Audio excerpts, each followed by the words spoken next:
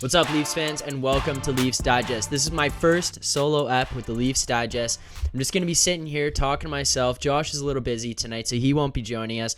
But nonetheless, I am fired up to be breaking down this game for you guys. Leafs win this one against the HABS, Game 2 of the series, 5-1. And this is what we would call a statement game. This was the response this team needed.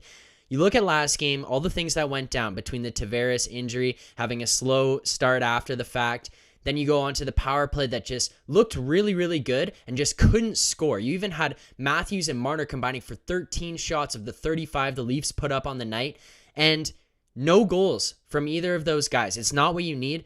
Then the power play lets up a shorthanded goal against, and it's just overall, the team played well, but it wasn't what you're looking for from a team that's going to contend for the Stanley Cup in Game 1 of the playoffs in such an anticipated, hyped-up game. But tonight, Game 2, this is the Leafs team we were looking for. This is exactly what we expected from this team right out of the gate. It's too bad that it had to wait until Game 2 for this to happen, but nonetheless, I love what we saw from the Leafs tonight. Let's get right from the beginning. Leafs bring intensity, speed. They were hitting all over the ice. You had hits from all throughout the lineup, which is something that we really, really need. I know Josh had spoke on it earlier in one of the previous pods. It was that Montreal was going to bring a physical game every single night. We saw it evidently in the first game when they lined up with a huge, hard-hitting team. And Josh Anderson came out before the game and said, we're going to smash the Leafs all around the ice, and that's what we're going to do throughout this series. But the Leafs, they responded in the first game by not letting down on the physical play, and they came back again tonight and they said, hey, you got us in the first game on the scoreboard. You didn't get us in the physicality, and tonight you're not going to get us in either. They came out hitting hard, getting shots on net, creating chances, and that's exactly what we need from this team. Last game, the Leafs struggled in the face-off dot. I know every single time I was watching, I was thinking, we aren't winning this face-off. And when you're not winning face-offs, regardless of how you're playing throughout the rest of the game, it is hard to get a stranglehold on the game. Every time you line up in the offensive zone, when the other team gets the puck, it's tough. You're chasing. You start at center ice, you lose the draw, you're chasing. You go in your own zone, you lose the draw. Now you're not just chasing, but you're actually defending non-stop. You're battling for the puck, and you can never start with it, which is always a slow start to shifts, especially when you have offensive talents on the ice like Austin Matthews, Mitch Marner, William Nylander. These are the guys that you need to get the puck on their stick. You can't let them waste 20, 30 seconds of a shift having to try and go and get it back. Tonight, the Leafs came out and were just humming in the face-off circle, winning draw after draw after draw, creating problems for Montreal all over the ice because the Leafs were starting with the puck first. And I know it's a small, tiny little thing, but it's something that made a big impact throughout the rest of the game. Starting with the puck every single time you're going out for a face-off makes a huge difference in the overall outcome of the game. This is one thing that we just saw from the last game to tonight that was a huge transition that needs to continue on throughout this playoff series. Maybe not every night you're winning as many face-offs as they did tonight, but you can't be giving up face-offs the way you did previously. So overall, on the face-off aspect of tonight's game, I saw a huge improvement. And I think this is something that needs to continue on, especially from guys like Austin Matthews. You're a premier number one center. You can't just score goals. He's brought the defensive game into what he brings to the table. He's been doing that a lot more, hitting a lot more, especially as we saw tonight. Every single time a guy touched the puck and he was near them, finishing a check. But you can't be allowing a guy like Austin Matthews to just lose faceoffs. So having him step up here tonight and win faceoffs was a key factor. Now, one thing that was significantly different, and only by one player, but as of a result of the Tavares injury, lots of lines get shaken around, and a guy comes out of the lineup, people move up, people move around because of the Tavares injury. And someone that we had talked about in the previous episodes who actually made a big impact tonight in such a weird way was Pierre Engvall. Now, I don't think Pierre Engvall is a great player by any stretch of the imagination. I would never sit here and say, wow, Pierre Engvall, we need that guy in the lineup. But after what he did tonight, I would almost be inclined to say that guy has to be in the lineup because he made that third line significantly better, which creates a lot more depth problems for Montreal. you can't just defend the first two lines and that fourth line, which creates problems in terms of puck possession. But that third line wreaks havoc. They're willing to hit you. They're going to chip it in your corners and skate as fast as they can past you and get the puck. The defense are constantly looking over their shoulders to see where those guys are, not because they're going to smash them through the boards, but because they can't let those guys beat them to the corners. It's a very, very fast line that creates a lot of problems, causing turnover after turnover after turnover. And Pierre Engvall tonight stepped in here and continued to do just that. This guy had chance after chance after chance. He was creating them. They were coming to him, and he just looked like a guy who was seizing the opportunity to show what he can do in the playoffs. And I think Pierre Engvall is going to stay in this lineup. I honestly think this entire lineup is going to remain the same until we see them stumble in any slight way moving forward, because this lineup looked fast, they looked strong, they looked physical, and they created a lot of chances. We dominated the Montreal Canadiens tonight from start to finish, and that is exactly what this team needs to be doing. Now, we got the third line out of the way here. They looked really good. Pierre Engvall steps in there, provides them with some type of energy. But I want to just touch on the Leafs' physicality really quickly here. One thing that I've kind of noticed, and it may be just a crazy take, but Austin Matthews stepped up this year and really took the crown of the best goal scorer in the NHL. And now, a huge knock on Alex Ovechkin throughout his entire career was his lack of intensity come playoff time. All he wanted to do was score goals. He lacked defensive play. He lacked care almost, not willing to block shots or make big hits or take big hits or get in the way of things and get in these battles.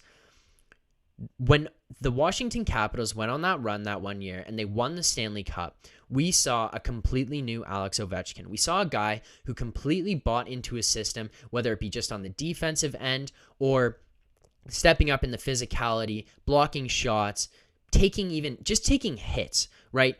Take a hit to make a play. Alex Ovechkin elevated his game to a new level, which pushed the Washington Capitals to be able to win a Stanley Cup. From what I'm seeing from Austin Matthews throughout the beginning of this playoff series, maybe it's not quite at that level that Alex Ovechkin was at when they won that Stanley Cup, but it is very, very Ovi-esque from that playoff run.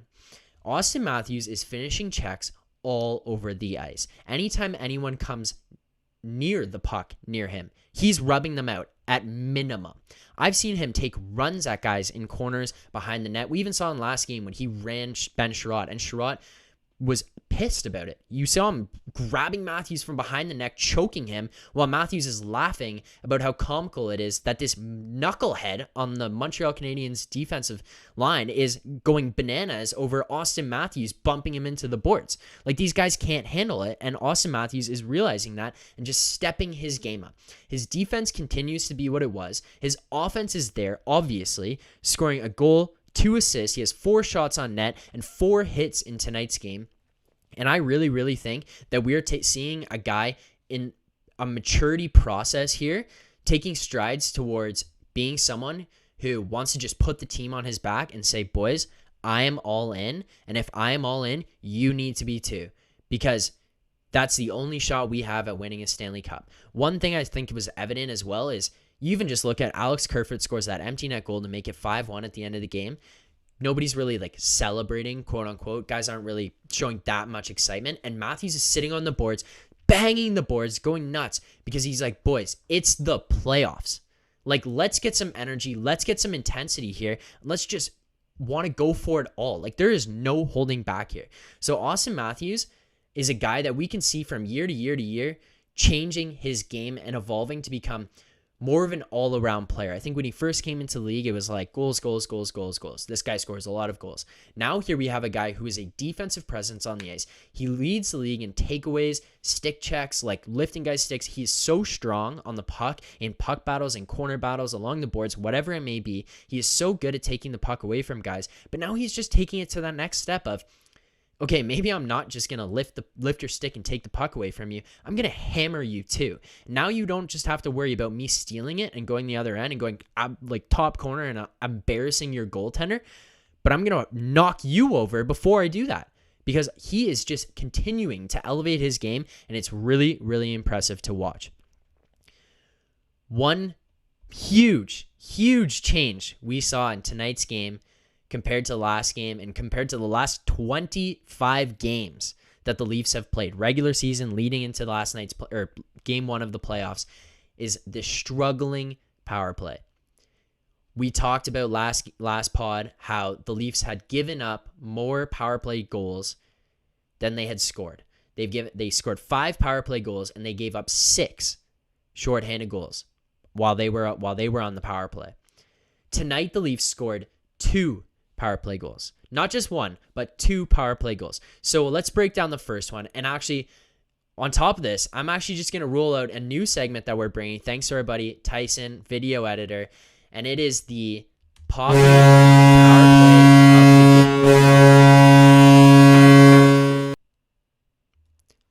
So what we're going to be doing is every game, anytime Josh and I see a play or a goal that we think is significant or really just a great goal or a great play in general, we're going to be rolling out the power play of the day. And we're just going to be breaking down why we think it was a key moment or play or goal in the game that kind of contributed to the rest of the game. So tonight's is going to be Rasmus Sandin's power play goal. I think there's a couple reasons that I'm going to give it this one. The first being that power play was really struggling. We needed a power play goal. Like, it wasn't just a situation of, oh, it would be nice to get one here. We needed a power play goal.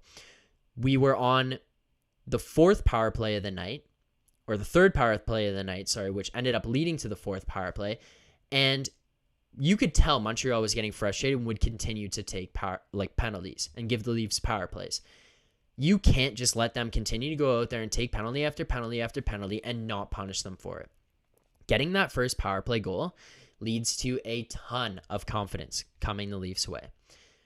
That power play, whether it be the first unit or the second unit, knowing that they can go out there and score and having that weight lifted off of their shoulders is going to be a huge factor going forward, because now Montreal, even if it was just one game and they just scored 2 power play goals and that's it, Montreal is going to be fearing taking penalties because they know they may have woken up that star-studded, offensively powered power play unit, power play 1 or 2, whichever one comes out against them. Those units may be awake. The second reason I'm giving in this Poppy power play of the day to Rasmus Sandin's power play goal is because now Montreal is going to have to show some respect to the Leafs D shooting. Maybe not Morgan Rielly, whatever. We know he doesn't shoot the puck that much. But Rasmus Sandin, they have to respect that shot he brings. This guy, I thought all along he had a great shot. And I think he was just holding it back because he's a rookie defenseman, kind of getting in his first games in the NHL here, really, not even just the playoffs, in the NHL in general. And he's being thrust into a playoff situation on the best power play. And he's playing with guys like Austin Matthews, Mitch Marner. He doesn't want to be taking shots. Now he's going to know, A, he's got the ability to shoot that puck and score in an NHL game against a guy like Carey Price, who I guess was an elite goaltender. I don't think he is currently, I don't think he's playing at an elite level. I think he is still an elite goaltender, just not playing at an elite level. But putting the puck past Carey Price on a shot like that, that is a huge confidence boost to him. And B, he's going to be able to know he is a threat. So yeah, it's great for him to be creative up top, moving his feet, finding guys like Mitch Marner, Joe Thornton, Zach Hyman, Austin Matthews whenever they're open, but he's going to have free range to shoot that puck. And I think Austin Matthews and Mitch Marner, even Joe Thornton, are going to be encouraging him to continue to shoot that puck because it just makes more threats on the ice and it opens other guys up. It's going to open Austin Matthews up because they can't just stand there beside him. They have to worry about Rasmus Sandin shooting the puck now. That defensive coverage by the Montreal Canadiens has to expand to cover that top of the power play with Rasmus Sandin being there, because they just kept continuing to leave him open. And then he scored. Now it's going to be in the back of their minds that, hey, not only can this power play score, but that guy up top, he's got a shot that can score as well. So he is now a threat up there as well. He's not just going to be creative and make plays and make passes all over the ice, but he can actually score against us, which is just tough. Tough for the Montreal power play unit, or penalty kill unit, to have to worry about out there. Now, just to touch on that, I talked on the Poppy power play of the day. On the other end of the spectrum here, What was that goal challenge? Who in the Montreal Canadiens organization decided to challenge that? It looked like Bergevin up in the box was going nuts, wanting to take another look at that thing. And that was just kind of a joke, honestly. If that's goaltender interference, then I have no idea what goalie interference is in the NHL, because it's great. It's the entire goaltender interference controversy is just gray area in general. And then if you give that little air muffin stick tap, whatever you want to call it, from Joe Thornton that touched Carey Price outside in the white paint after the puck had gone in the net, if you give that goalie interference, just can the rule altogether, because that's a garbage call if that's what happens. But why did that review take so long? Like, that was a horrible review. That took way too long. Ends up being the right call in the end, so we can't harp on it too much. But just the length of time that thing took, bit of a joke there. Now, guy who scores the second power play goal of the game, William Nylander, he is buzzing this playoffs. Scores in the first game. He's playing really well after that goal. He was playing well up to that point, but after he scored, he just continued to find legs throughout the rest of the game and continue to be a threat. Tonight, I think we saw William Nylander continue that pressure, which is great from a guy that can occasionally just fall asleep on us. That's a guy that you look at and say, oh my God, did William Nylander play tonight? And tonight, he continued to prove, yeah, he's here to play, and he's here to live up to his contract and continue to be one of the big boys. You look at our three guys that were in the lineup tonight, of those three top four who are making big dollars. Austin Matthews, 1 goal, 2 assists, 4 shots, 4 hits. Mitch Marner pulled 2 assists. William Nylander, 1 goal, 1 assist. This is what we need from those big guys. Mitch Marner played a horrible game last night, follows it up tonight with 2 assists. He wasn't as Mitch Marner as we'd like him to see, but he was much better, which is huge for this Leafs team. William Nylander continuing to play like that just continues to create problems and continues to step up in that absence of John Tavares. And I think Nick Foligno also played just an incredible night at center between Nylander and Galchenyuk. I liked that second line. I don't think there's any reason to change it. Foligno looked comfortable at center between those two guys, winning faceoffs, continuing to play his game, not really changing much. So I like that second line as well. And then Nylander continuing to buzz. You just can't complain about that at all. One other thing that I kind of want to get into here about the Leafs is a couple episodes before the first playoff game, I named my 2 X factors. We were only supposed to really pick one, but I said there was one for sure I had and one that might be a sneaky one. The first one, Jason Spezza. That was my certain X factor. I thought Spezza would be a guy who would sneak in there and just make big time plays when it really mattered. You look at game 1 when John Tavares was injured. There's a video clip out there. I couldn't find it to put in this video, but while Tavares is laying down on the ice, the entire Leafs team is out on the ice, and Jason Spezza comes over and is comforting John Tavares. He's talking to him and maintaining communication the whole time. And I think it was the team doctors for the Leafs, and it was John Tavares who said that Jason Spezza standing there, continuing communication, was really helpful because Tavares knew Jason was there communicating with him the entire time, and he knew that guy was there staying by his side. He knew the boys were there with him, and it helped him kind of through that moment of in and out of consciousness in a scary moment. That's just one example of this guy just being not just a great player or teammate, but a great person in general. And that's just something that you look at as that veteran leadership, that veteran presence that you can bring to a playoff series, of someone who just brings everyone together regardless of how high the highs are or how low the lows are. He's going to continue to bring that cohesiveness every single night. Now you go to tonight, Leafs down 1-0 in the first period, kind of steals that puck off Simmons' stick there in a way. You know, it was a little bit of gimme yo ring kind of moment, but steals the puck and just fires one past Carey Price. Beautiful goal by Jason Spezza, and that's the kind of goal you look at a guy like Spezza getting on the board like that and contributing. It's just going to fire up all the boys, and that is a huge moment. And the other one, someone I touched on already, Rasmus Sandin. That was my other X factor. Both guys get on the board tonight in game 2 in a big response win, essentially. And I don't know. I feel pretty good about my X factors, my analysis here. I think I'm humming right now. As long as these guys can continue to play throughout the rest of the series the way that they did tonight, I am going to be really happy with those two guys. Now, on the opposite end, Josh was a little bit concerned about the physicality that the Canadians were going to bring in the lineup that they put forth. Now, Kotkaniemi gets back in the lineup tonight because Jake Evans comes out and he scores the first goal of the game. Kudos to him. You come in, make your playoff debut. Well, I guess he played in the previous season, but playoff debut of this series, and you score right away, make an impact, get on the game sheet. Good job. But after that, didn't even notice him. Like, he's just getting buried all over the ice and just invisible. Now, the other physical guys that Josh talked about, I think there's 3 guys here that I think he's right in that these guys are going to be very physical, but I think this actually could turn into a negative for the Montreal Canadiens moving forward, and it's that Shea Weber, Ben Sherratt, Joel Edmondson. I think these guys are just complete meatheads.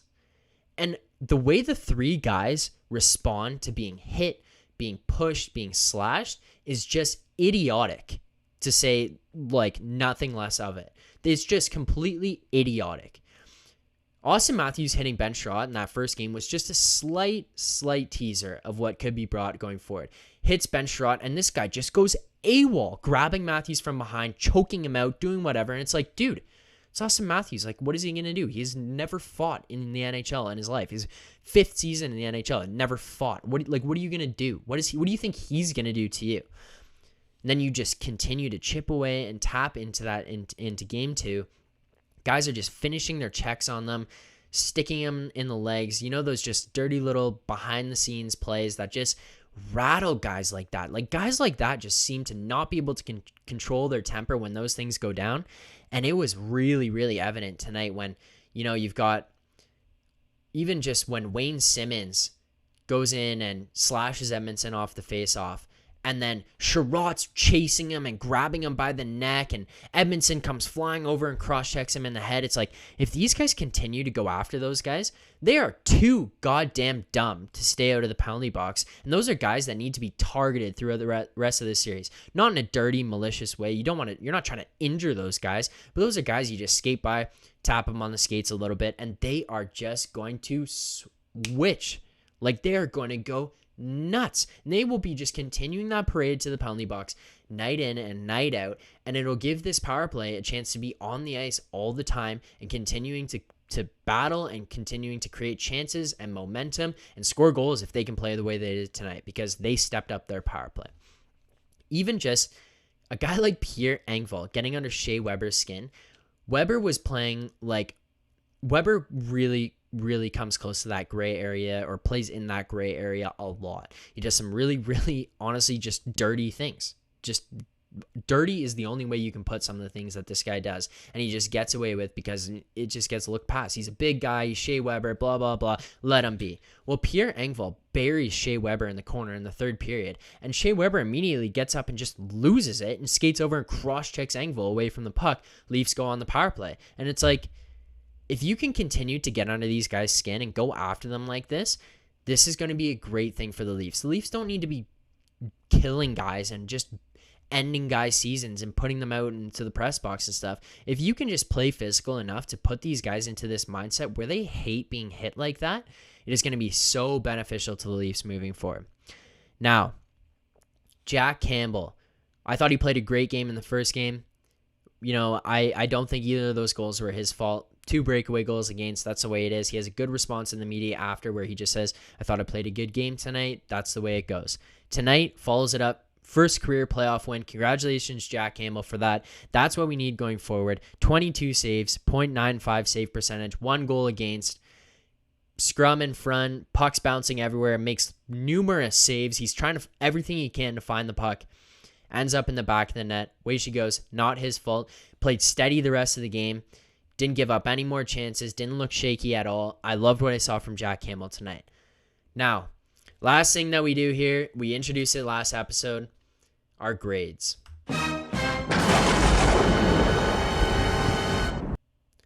So, my grade for tonight. I'm going to give this one an A, straight up. I think it's not an A+. I think there was things, room for improvement, just in terms of there's a lot of opportunities of like missed passes in the D zone that created chances for the Montreal. There's not necessarily that I would pinpoint and say, oh, that one was horrible. But it's just as the game goes on, these are things that are naturally going to happen. I'm not necessarily looking for a perfect game to give an A+ out here. I'm not saying, oh, you can never have a turnover to get an A+. But it's just, you let that first goal in and you go down 1-0. It could be a momentum killer, or it could be a energy killer, essentially, to the bench and saying, oh my God, here we go again. We're down 1-0 early. But the Leafs showed resiliency and battled through and then just scored 5 unanswered as they went along here. I think that they showed an incredible job. They did an incredible job on the power play, scoring 2 goals tonight, creating tons of chances, not giving up many against while they were on the power play. There was still a couple opportunities for the Habs, so they had odd man rushes on the penalty kill. They didn't really turn out to be much, but if you can just continue to limit those as things go forward and maybe just eliminate any kind of rushes or odd man rushes from that shorthanded unit as this series goes on, I think that would just be another step towards an A+ game. And then you look at, again, Jack Campbell, 22 saves, .95 save percentage. Amazing night for him. First career playoff win. Congratulations to him. And then you go Austin Matthews, 1 goal, 2 assists, 4 hits. I think that jumps off the page to me. Mitch Marner, 2 assists. William Nylander, 1 goal, 1 assist. Your big boys playing good, playing great, stepping up, filling that role of John Tavares being out. And then I think that second line looked pretty good with Galchenyuk in there, Foligno filling in at center, and then a third line with Pierre Engvall. They created havoc all night, and that's all you can ask for them, really. Like, yeah, you want to see them get on the board here and there, but if you're not giving up any goals against and you create trouble for the other team every time you're on the ice, what more can you ask for? Defensively, I think the defense played great tonight. There was nobody on the defense that I really looked at and said, oh, that guy stood out to me, which I think is the best thing you can ask for from a defensive core. The only guy who really I thought was like, wow, that guy I noticed all the time was Rasmus Sandin. And that was just because he played such a good game tonight and had a goal tonight, which, again, just boosts that power play, bringing that shot from the point, creating a threat there. Great job by Rasmus Sandin. So that's all I've got for tonight. Leafs win this one 5-1. I'm giving it a grade of an A. We got next game coming up Monday night, first of a back-to-back in Montreal. I am pumped to see what the Leafs continue to do forward. And my prediction of Leafs in 5 is still alive. So we got 3 more wins to go for my prediction to live true. And I cannot wait to see what the Leafs do moving forward. We'll see you guys after the next game, Monday night.